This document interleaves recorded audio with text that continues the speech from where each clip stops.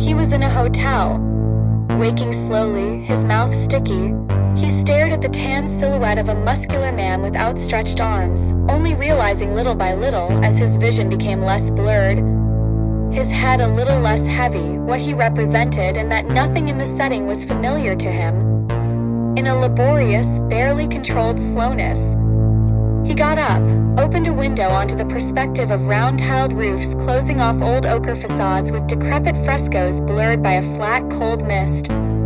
The peace of the place wove like a spider's web of mute complicities, a silken cocoon in which the mind, feeling protected and, as if liberated by this protection, knew itself capable of being, of abstracting itself from the stresses of daily life to flourish in the creative integrity of its sole functioning.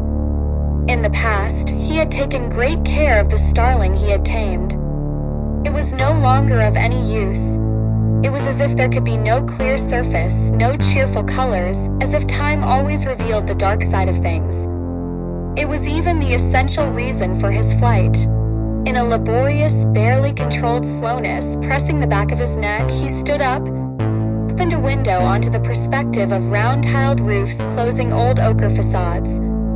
The peace of the place wove like a spider's web of mute complicities, a silky cocoon in which the spirit, feeling protected and, as if liberated by this protection, knew itself capable of being, of abstracting itself from the stresses of daily life to flourish in the creative integrity of its sole functioning.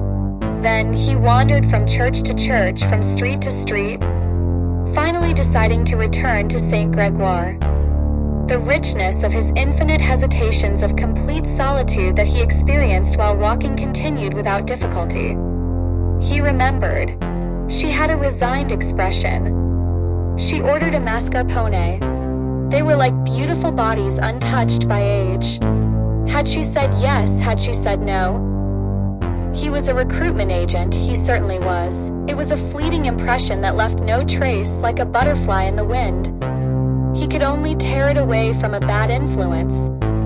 There was love for this world, for himself, for his brothers and sisters, for his humanity.